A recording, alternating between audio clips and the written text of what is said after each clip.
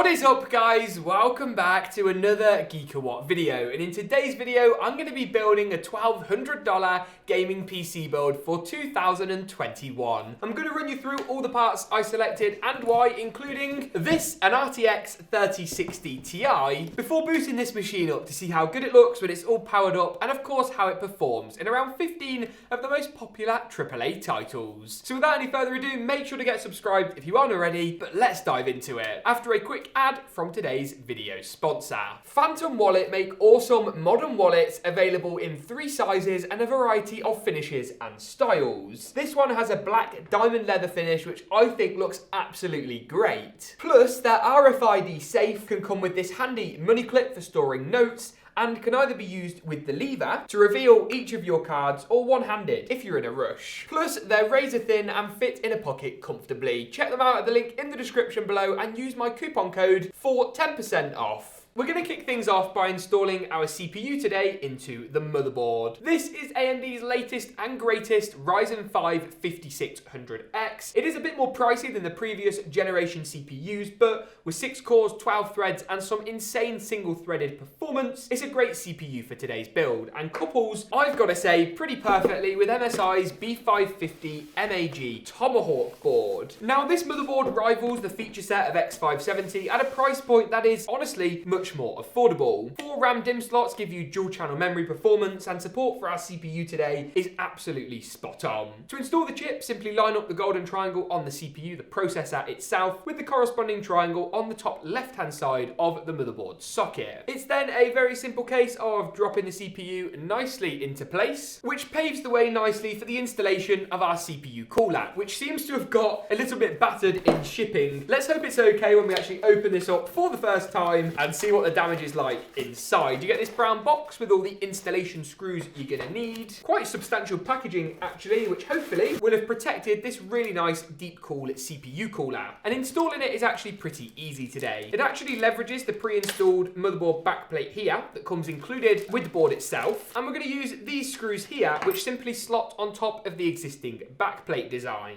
And then once that's done, we simply can then pop these included brackets on top, which is going to make fastening the cooler down in just a second literally super duper easy. Simply pop a dab of thermal paste in the tube included in the CPU cooler's box. That is more than enough today. Remove this included plastic cover off the actual heatsink itself. That's nice and shiny. And then the cooler simply fastens onto those brackets we literally just installed. Secure it down with 1 screw on each side that is nicely already configured for us, and you will actually need to just remove the fan just for a second in order to gain access to this screw. While the screw is off, it makes sense to go ahead and install the RAM today, ADATA's Spectrix D50, into the motherboard before popping the fan back on. Find the notch on the gold contact strip of the DIMM, and then simply pull back the retention clips on the 2nd and 4th DIMM slots. The RAM then nicely slides into place and clips down with even pressure to both sides. Repeat for as many DIMMs as you've got, and then resecure the CPU cooler fan back on. There is actually one more thing we need to do before we move the motherboard assembly, as we're going to call it, into our case, and that's just to install the M.2 drive. For this, the teeny tiny screwdriver has made a return, and we're just going to remove this pre-installed M.2 heatsink. You'll then see just here, this little M.2 retention screw. We're once again going to very carefully remove this, which paves the way for our M.2 drive itself. This is the latest drive from XPG by ADATA, and it's their S20G. It's an RGB drive, the successor to the S40G, and I think it's going to look absolutely incredible in today's build. Plus,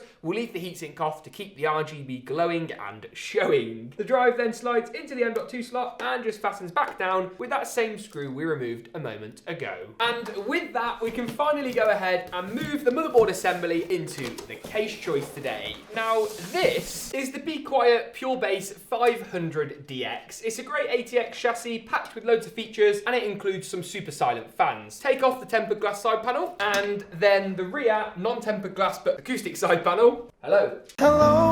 And then go ahead and grab your motherboard. Locate each of the standoff screw locations on the board itself, and then cross-reference these with the ones pre-installed in our case today. We've got two that we just need to move to make sure they're in the right place, and that is this screw and this screw, and they're both going to go to the bottom. Currently it's set up for an M80X case, and we need an 80X configuration. And with that done, we can go and slide the motherboard in. The I/O shield is built into the back of the board, so nothing to worry about there, and the motherboard just slides nicely into place. The raised center standoff will hold it down nicely until we go ahead and screw it in with the 8 screw locations, a little something like this. Which brings us nicely on to the penultimate component of today's system, the graphics card. Now this is an RTX 3060 Ti, specifically MSI's range-topping Gaming X Trio derivative. With 2 8-pin power connectors, a metal backplate, and a 3-fan cooler. This is one of the beefiest 3060 Ti's I've seen, but truthfully, anything that you can find stock of on the 3060 Ti front is a great choice. Hopefully, fingers crossed, stock will start to get a little bit better. You know, I've said it before, but ultimately the reason these have sold out so quick, aside from miners, is because of just how powerful they are as a card. And it's going to make this build pretty damn awesome. Now, to install the graphics card, line up the slot on the GPU with the corresponding slot on your motherboard, and just hover over to find out which of the PCIe slot covers you actually need to remove. In our instance, it's slots 2 and slots 3, and the graphics card is going to slide nicely into place. And with that, all we've got to do now is install the power supply. Now this is the Be Quiet Pure Power 11. It's a 600 watt unit, and that's going to be just about enough, especially with the 80+ gold certification on this power supply. Now the power supply is nice and quiet in typical Be Quiet fashion, and it already has the motherboard and the CPU power connector pre-installed. So all we need to do is pop in a SATA power harness for any RGB controllers and such like, as well as a PCIe power connector to power up our graphics card today. And the power supply is then going to screw into this bracket at the rear of the case, which we need to remove, secure to the power supply, and then just slide the cables first off through the back of the case, and your power supply unit will follow pretty easily.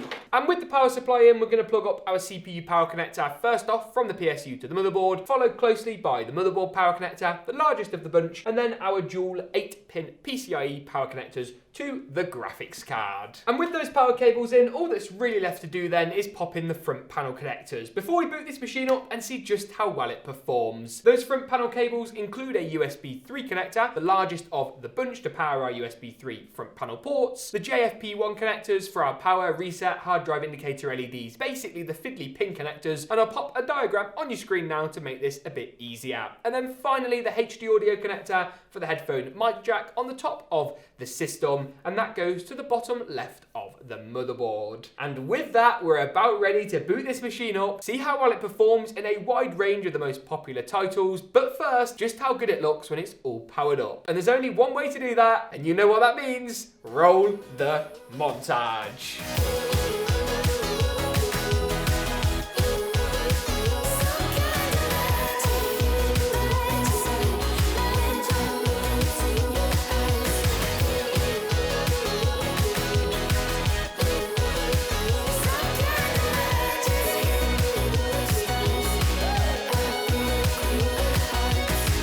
Now that we've seen just how good this system looks when it's all powered up and the process of putting it together, let's take a dive and see exactly how it performs. On your screen now is a snapshot view of all of the 15 plus AAA titles that we tested on this machine to give you a really good performance overview. I'm going to delve a little bit deeper into around 6 of these titles in just a second, including Fortnite, Cyberpunk, and the new Call of Duty, but if you'd like to see the full, unedited gaming benchmark runs of all the titles we tested, check out the playlist in the cards now, and make sure to subscribe to our new YouTube channel called Benched. The first game on our focus list today is GTA 5. 1440p high settings gave us 105, 94 and 82 FPS for the average 90 and 99th percentile results tested in the game's inbuilt benchmarking tool using Riva Tuner as well as Nvidia FrameView to measure our frame rate results. Watch Dogs Legions is next up and a similarly positive story. First up is 1440p very high settings with ray tracing enabled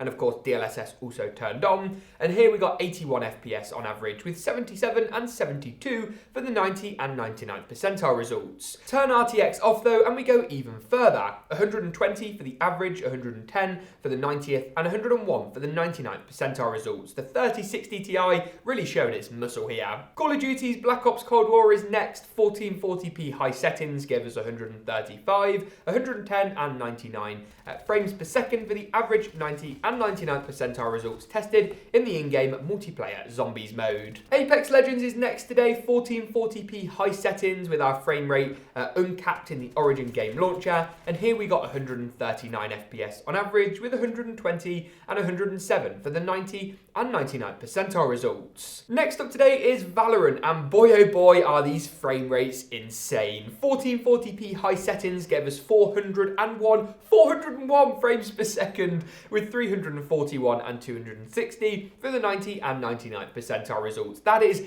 incredible frame rates at 1440p high settings, and the 3060 Ti is an absolute beast in this regard. Talking of absolute beastly performance, Cyberpunk, or maybe not, let's find out. First off is 1080p high settings. Here we got 84, 73 and 59 FPS for the average, 90 and 99th percentile results, and jumping up to 1440p medium settings, we got 62, 57 and 52. This game is of course notoriously difficult to run, but take advantage of Nvidia's DLSS technology to offset the ray tracing performance impact certainly, and the game is pretty playable actually, some of the CD Projekt Red bugs aside. Finally then, the last game on my list today is Fortnite, and we tested this first at 1080p high, then 1080p competitive, then 1440p high settings. 1080p high is first up, 131, 120 and 98 for the average, 90 and 99th percentile results, while 1080p competitive settings bumps us to 179, 158 and 143. Interestingly, 1440p high settings seems to perform slightly better than 1080p high. I know, a bit mad. 159 FPS on average with 139 and 121 for the 90 and 99th percentile results. Potentially a CPU bottleneck here showing up, not a GPU bottleneck, but either way some great performance figures at Cyberpunk, Fortnite, Valorant, Apex and more. If you enjoyed today's video, you know what to do. Give it a big old like rating, make sure to get subscribed. Thank you very much for watching though, and as always, we'll see you in the next one.